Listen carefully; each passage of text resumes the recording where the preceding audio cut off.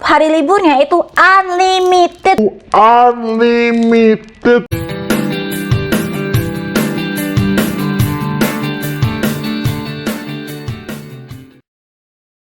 Hai guys, welcome back to my channel. Aku Lucina dari Lucilin. Kalau kalian baru di channel aku, welcome to my channel. Aku Asian American yang lahirnya di Indonesia tapi besarnya di Amerika. Karena aku besar di Amerika, aku bikin video-video tentang hidup dan lifestyle di Amerika dari perspektif seseorang yang dari kecil udah di Amerika, aka me. Subscribe ke channel aku dan jangan lupa nyalain bel notifikasinya. Jadi setiap kali aku upload video baru, kalian akan langsung dapat beritanya. Oke, nah di video kali ini aku mau ngomongin tentang kerja di Amerika itu seperti apa sih, khususnya kerja di perusahaan startup di Amerika dibandingin kerja di perusahaan biasa di Amerika. Perusahaan biasa di Amerika tuh di sini kita biasa bilangnya perusahaan tradisional. Oke, pertama background aku dulu. Aku sudah 10 tahun kerja di bidang accounting, dan selama 10 tahun karir aku di accounting ini, aku sudah pernah kerja di beberapa perusahaan yang huge, perusahaan yang gede banget, yang I'm talking about multinational guys. Jadi perusahaan-perusahaan besar yang pusatnya itu di Amerika tapi punya banyak cabang-cabang di negara-negara lain di luar Amerika. Aku juga pernah kerja di perusahaan-perusahaan yang startup, jadi perusahaan-perusahaan yang kecil yang baru mulai. Kebetulan juga di California, di daerah aku tinggal itu emang daerah sini tuh emang kayak birthplace-nya perusahaan startup, kayak tempat lahirnya perusahaan-perusahaan startup itu ada di daerah aku sini guys. Karena di daerah aku sini ini juga tempat lahirnya Google, Apple, Facebook, dan LinkedIn, dimana mereka kan tadinya juga mulainya itu dari perusahaan startup. Untuk kalian nggak tahu perusahaan startup itu apa, perusahaan startup itu adalah perusahaan yang baru mulai, baru beberapa tahun, jadinya masih kecil banget, dan sahamnya itu masih private. Jadi sahamnya itu masih dimiliki cuma sama pegawai-pegawai di perusahaan itu, belum dijual ke rakyat umum. Dimana kalau perusahaan tradisional, perusahaan yang biasa, itu perusahaan yang sudah didirikan tuh sudah lama banget dan sahamnya itu sudah public. Jadi sahamnya itu udah dijual ke rakyat umum. Dan juga kalau perusahaan startup itu biarpun sahamnya itu yang punya tuh masih para pegawai di perusahaan itu doang, biasanya tuh harga sahamnya tuh masih kecil banget, harga nominalnya guys. Jadi value sahamnya tuh masih kecil banget karena kan ini perusahaan baru mulai. Startup itu juga ada level-levelnya. Size perusahaan startup itu bisa beda-beda juga, tapi emang biasanya lebih kecil daripada perusahaan yang traditional, perusahaan yang biasa gitu ya. Kalau perusahaan tradisional, perusahaan biasa itu tuh mereka dapat uangnya mainly dari service atau produk-produk yang perusahaan itu jual. Nah, tapi kalau perusahaan startup itu mereka dapat uangnya, dapat penghasilannya itu bukan dari produk-produk atau service yang mereka jual. Beberapa perusahaan startup itu tuh malah belum dapat uang penghasilan apa-apa dari service atau produk yang mereka jual gitu, karena mereka masih kecil, jadi masih belum terkenal gitu ya. Jadi masih belum dapat penghasilan dari produk-produk atau service mereka jual. Tapi ada juga perusahaan startup yang sudah mulai dapat penghasilan dari produk-produk atau service yang mereka jual, cuma masih kecil penghasilannya. Jadi kalau perusahaan startup dapat uangnya kebanyakan dari mana? Nah, kalau perusahaan startup dapat uangnya itu tuh mostly kebanyakan dari investor yang menginvest di perusahaan itu. Jadi kalau di Amerika itu ada perusahaan-perusahaan yang namanya venture capital firms. Itu tuh venture capital firms itu adalah perusahaan-perusahaan yang khusus kerjanya itu nyari perusahaan-perusahaan kecil atau perusahaan-perusahaan startup yang mereka rasa akan sukses, akan berhasil gitu. Jadi mereka invest di perusahaan-perusahaan startup ini. Itu cara terbesar perusahaan-perusahaan startup dapat penghasilan, dapat uang untuk bisa berdiri. Beberapa perusahaan besar seperti Google itu ada bagian khusus di perusahaannya yang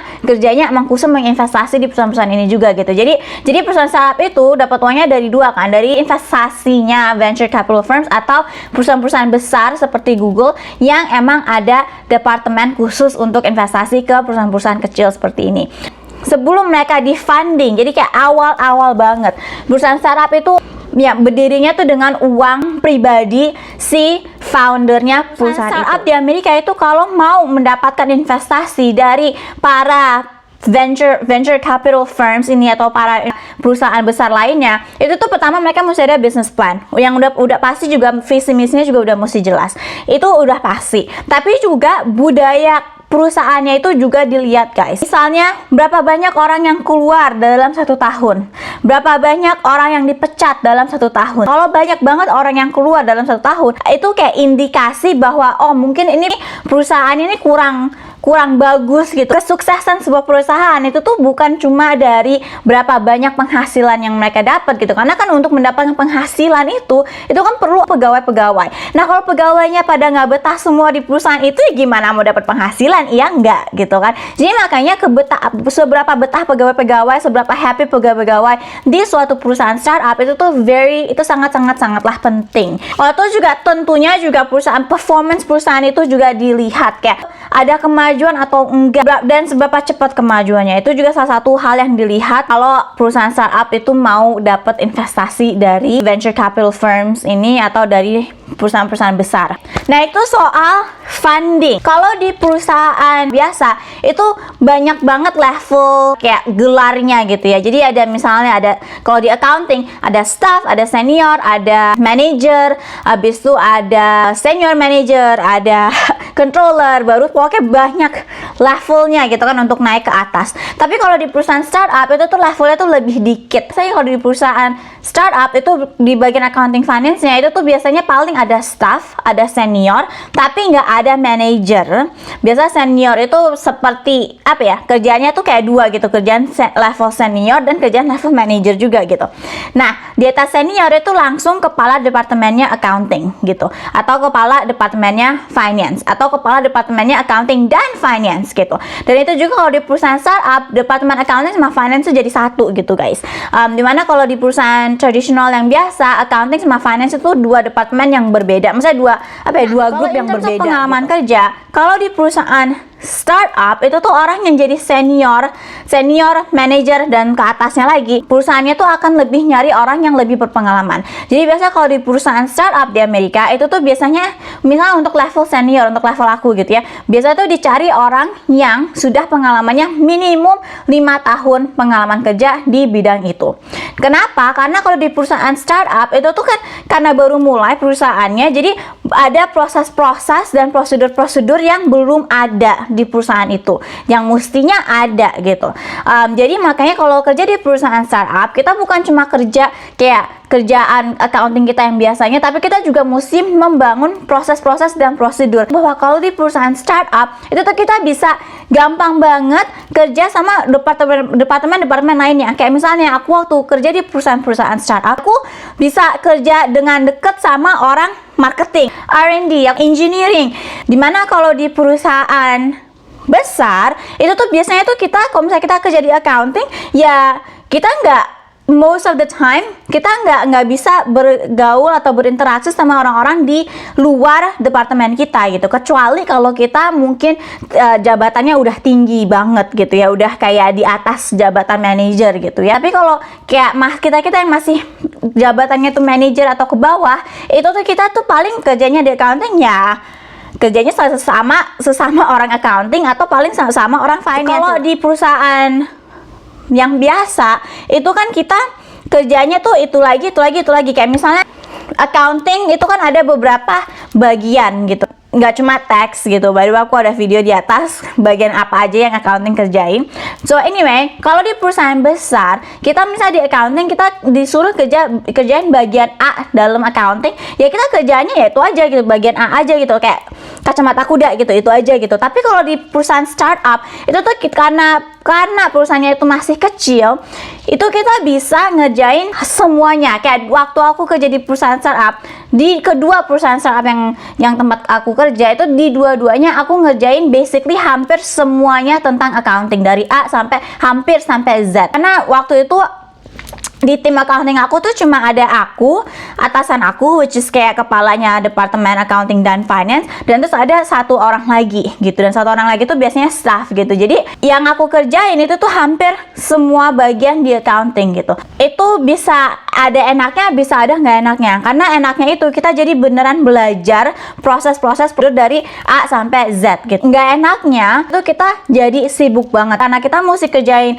basically hampir semuanya. Tiap hari itu pasti akan banyak kerjaan gitu. Jam kerjanya itu bisa banyak lembur gitu. Kalau kerja di perusahaan besar itu kita jarang bisa mengimprove suatu proses. Karena prosesnya itu udah ada, dan karena perusahaannya udah besar banget, penghasilannya udah besar banget, dan kalau kita ganti proses itu lebih susah gitu, efeknya itu akan lebih besar secara nominal karena perusahaannya sudah besar. Dimana kalau di perusahaan kecil, karena perusahaannya masih kecil, penghasilan juga masih kecil, atau mungkin penghasilan masih belum ada, kalau kita bikin suatu proses atau kita rubah suatu proses, lebih gampang gitu untuk merubah atau membuat suatu proses. Karena kalaupun ada proses itu ada efeknya ke departemen-departemen lain, efeknya tuh mungkin nggak terlalu besar gitu loh. Maksudnya kayak masih, kalau orang di perusahaan besar itu tuh mindsetnya tuh mereka biasanya nggak mau ada perubahan, mereka tuh lebih resistant terhadap perubahan gitu. Kalau kerja di perusahaan startup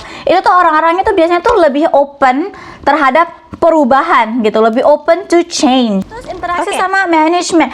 Kalau di perusahaan besar, karena banyak layernya kan, maksudnya banyak apa kayak bahasa Indonesianya, banyak gelarnya itu lebih banyak ya daripada di perusahaan startup. Jadi tuh kalau di perusahaan besar, kita yang gelarnya masih di bawah manajer, itu tuh kita tuh biasanya tuh nggak terlalu bisa ngobrol sama orang yang udah direktur atau even di atas itu gitu. Kalau di perusahaan startup, karena perusahaannya kecil, orangnya juga nggak terlalu banyak gitu ya. Kayak perusahaan startup aku tuh salah satu yang terakhir itu 30 orang doang guys di dalam satu perusahaan guys. Jadi lebih gampang untuk berinteraksi sama orang-orang bos-bos besar yang di atas gitu. Kayak misalnya di perusahaan startup aku yang terakhir, bos aku langsung di atas aku itu CFO-nya guys. Dan CFO itu tuh kayak level kedua paling tinggi di suatu perusahaan. Aku setiap hari aku ngobrol sama dia duduk pas di sebelah aku tahu tentang keluarganya dia gimana, dia punya anak berapa, anak-anaknya gimana, anjingnya gimana, aku tahu semua itu. Dan dia juga tahu tentang kehidupan personal aku juga. Di perusahaan startup biasanya tuh CEO perusahaan startup itu juga foundernya perusahaan itu, dan mereka tuh biasanya tuh lebih friendly juga gitu sama pegawai-pegawainya, sama bawahan-bawahannya. Kayak perusahaan startup aku yang terakhir, itu tuh setiap minggu itu aku bisa makan siang bareng sama CEO. Tentu makan siangnya bergrup ya, kayak bergrup 5 orang, 4 orang gitu ya. Dan itu tuh bisa di grup itu bisa ada CEO-nya gitu, dan CEO-nya tuh kayak kantornya tuh di sebelah meja aku gitu. Dan jadi aku tiap hari ketemu dia, tiap hari saling nyapa. Kalau di perusahaan besar nggak akan ada kesempatan aku ketemu sama CEO-nya aja nggak akan tahu nama aku gitu. Kalau di perusahaan yang besar, yang perusahaan yang biasa gitu ya, karena saking banyak orangnya gitu kan. Nah jadi itu something else yang aku suka tentang kerja di perusahaan startup gitu. Jadi kita ada kayak visibility-nya gitu. Dan even di perusahaan startup pun kayak aku tuh sering kayak setiap bulan itu aku kerja sama COO, which is itu kayak level kedua juga. Untuk kalian yang nggak tahu, kalau di suatu perusahaan paling atas itu CEO dan founder perusahaan itu, kayak presidennya perusahaan itu. Level kedua itu tuh CFO, COO sama CMO sama CTO. Jadi kayak CFO itu kepalanya accounting finance, CMO itu kepalanya marketing, COO itu kepalanya operation, dan CTO itu kepalanya bagian IT, bagian komputer gitu guys. Waktu aku kerja di perusahaan startup tuh aku sebulan sekali aku tuh mesti kerja sama CMO-nya, COO-nya perusahaan itu gitu. Satu hal lagi yang orang biasanya suka tentang kerja di perusahaan startup, orang termasuk aku, itu adalah benefit-benefit yang kita dapat dari perusahaan sebagai pegawai. Pegawai itu dapat libur 10 hari, beberapa perusahaan kasih 15 hari libur. Itu nggak termasuk hari sakit gitu ya. Kalau kita sakit itu ada lagi jatahnya gitu. Biasa 3 hari plus kayak ya national holiday gitu ya. Itu kalau perusahaan besar yang biasa gitu, perusahaan biasa. Tapi kalau perusahaan startup itu tuh hari liburnya itu unlimited guys. Unlimited hari libur. Jadi kita bisa ambil libur sebanyak hari yang kita mau. Tapi tentunya kita tetap mesti menyelesaikan pekerjaan kita. Kalau kita tetap mesti form yang bagus gitu ya. Cuma karena kita dikasih hari liburnya unlimited bukan berarti kita bisa kayak setiap hari nggak kerja gitu guys, karena kalau seperti itu juga akhirnya nanti kita dipecat karena akhirnya kerjaan kita nggak selesai gitu kan. Kalau di perusahaan startup untuk accounting dan finance, kalau kerja di perusahaan startup, menurut pengalaman aku itu gajinya tuh lebih tinggi daripada kalau kerja di perusahaan traditional. Kenapa? Menurut aku karena kalau di perusahaan startup kita mesti bikin proses-proses dan prosedur-prosedur accounting finance dalam perusahaan itu, dan itu that's not an easy thing to do, dan itu juga makan waktu gitu. Makanya long hours, jam kerjanya tuh panjang dan bisa sering lembur gitu. Makanya jadi gajinya itu lebih tinggi daripada kalau kerja di perusahaan traditional. Dan itu juga kalau di perusahaan startup itu tuh bonus akhir tahun itu biasanya lebih banyak daripada kalau di perusahaan traditional. Jadi kalau misalnya selama pengalaman aku di perusahaan traditional itu tuh bonus akhir tahun itu tuh kira-kira 3%. Nah kalau di perusahaan startup menurut pengalaman aku itu bonus akhir tahun tuh bisa 10% dari gaji kamu. Terus juga kalau di perusahaan startup itu tuh banyak makanan, banyak cemilan-cemilan yang kayak basically unlimited kan di kafetarianya itu, banyak minuman-minuman juga di kulkasnya di perusahaan, dan semuanya tuh gratis untuk pegawai-pegawai guys. Oh ya, dan juga perusahaan startup yang biasanya itu tuh juga kasih bayarin makan siang pegawai. Di perusahaan startup aku yang sebelumnya itu tuh makan siang kita tuh selalu setiap hari itu dibayarin sama kantor, tapi emang kita nggak bisa milih. Jadi yang milih itu ya si office manager. Office manager itu basically receptionist, dan kadang tuh ada, dan biasanya di kantor tuh juga ada makanan yang bisa kita makan untuk sarapan. Nah dimana kalau perusahaan traditional kalau soal makanan nggak gratis biasanya. Nah tapi kalau perusahaan traditional enaknya itu banyak grup-grup network untuk pegawai. Jadi kayak misalnya di perusahaan besar tempat pernah aku kerja sebelum aku pindah ke California, itu tuh di perusahaan itu kita ada macam-macam employee network group. Jadi grup-grup networking untuk pegawai. Kayak misalnya ada women employee network group, professional club untuk pegawai-pegawai yang Asia, pegawai yang orang Black American, untuk pegawai-pegawai yang Hispanic. Terus ada juga professional club untuk pegawai-pegawai yang LGBT atau supporter LGBT. Grup-grup profesional seperti itu gunanya apa? Gunanya sebenarnya untuk cultural awareness, membantu orang-orang di perusahaan tuh lebih mengenal budayanya grup-grup itu gitu. Dan grup-grup itu tuh mereka ada professional events seperti conference atau seminar, tapi juga banyak juga mereka bikin acara-acara cultural, acara-acara sosial juga acara-acara untuk volunteering. Itu kalau di perusahaan yang traditional ada grup-grup seperti itu, dimana kalau perusahaan startup, karena perusahaan startup itu kecil, nggak ada grup-grup seperti itu. Nah jadi untuk kali ini itu aja guys untuk video ini kali. Thank you guys for watching, and I will see you guys in the next video. Bye guys.